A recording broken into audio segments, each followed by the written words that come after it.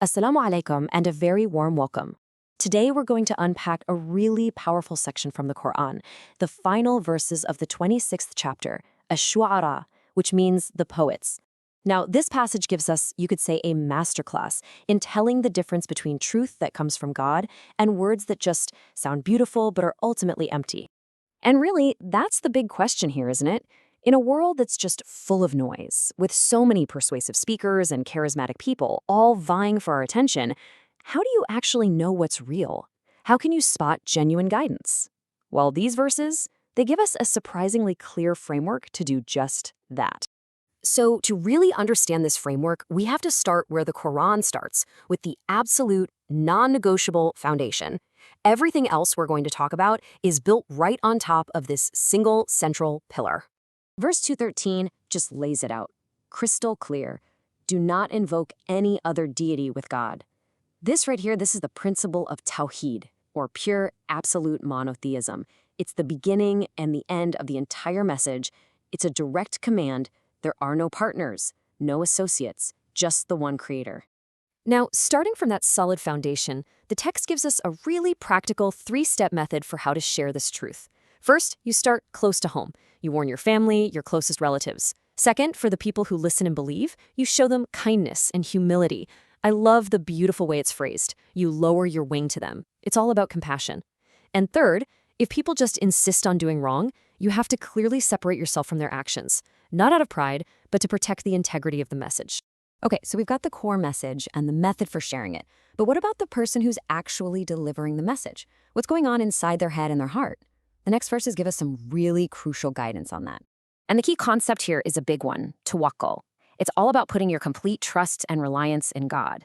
But here's the thing, it's not a passive trust. It doesn't mean you just sit back and wait. No, it means you do the work, you take all the necessary actions, and then you trust God completely with the results.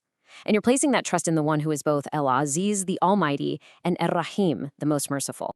So, to help build that incredible trust, the text gives us this profound reassurance. It starts with something so personal, so intimate. God sees you when you stand up to pray. You know, especially when you're all alone in the quiet of the night. No act of devotion ever goes unnoticed. And that divine awareness, it isn't just for your private moments. It extends out into your public life, your movement among those who prostrate. So whether you're leading a prayer in a group or just going about your day in the community, that same divine observation is right there with you. So this is the crucial point. It's this complete, three-part assurance. God not only sees your actions, private and public, but he is also the hearer of every word you speak and the knower of your deepest intentions. For a messenger, that brings such a profound sense of security, doesn't it? Knowing that absolutely nothing you do, say, or even feel is ever lost. Now, let's see how all of this builds up to a really critical distinction. See, at the time this was being revealed, the prophet's critics in Mecca were trying to dismiss him. They'd say, oh, he's just a talented poet, maybe getting his inspiration from some spirits or something. So the text confronts this accusation head-on. And it starts with this incredibly powerful rhetorical question. It's like it's saying, you think this message is from a demonic source? Fine. Let me tell you exactly who those sources work with. It's a way of turning the tables and defining the actual recipients of evil inspiration. And the Quran gives us these super clear criteria to tell them apart. It says that the devils descend on every sinful liar. So this gives us three things to look for: their source, their character, and their consistency. Where is their inspiration coming from? Is it divine or demonic? What is their character like? Are they truthful or are they corrupt? And maybe most importantly, do their actions actually match their words? Then the text uses this just stunning metaphor to paint a picture of these misleading poets. It asks us to visualize how they think, their whole mental landscape, with this powerful image. This idea of wandering in every valley, it means they have no moral compass. They just follow their whims. One day they're writing a poem to praise a chief because they got paid. The next day they're writing one to mock an enemy. They'll write about anything, wine, war, romance, without any kind of consistent moral foundation. And that's in such stark contrast to the prophet's message, which was always focused, always unwavering, always calling back to that one core principle of Tawheed.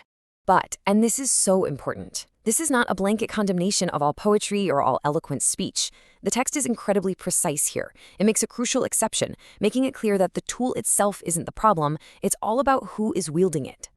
So when does eloquence actually become a force for good? Well, the verses give us 4 clear conditions.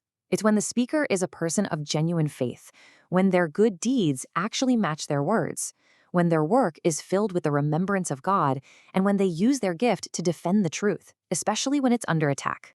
And you can imagine this was so important for the early Muslim community. It basically validated the work of their own poets, people who were using their art to push back against slander and lift the spirits of the believers.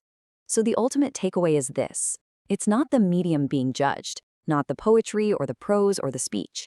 It's the purpose, the character, and the faith behind the words that matters most. And the whole passage, this whole powerful chapter, it ends with this final emphatic warning. It's a reminder of our ultimate accountability. It leaves you with this profound thought that all of our words, whether they're divinely guided or just beautifully deceptive, will eventually face a final reckoning, and everyone will find out the true destination of their journey.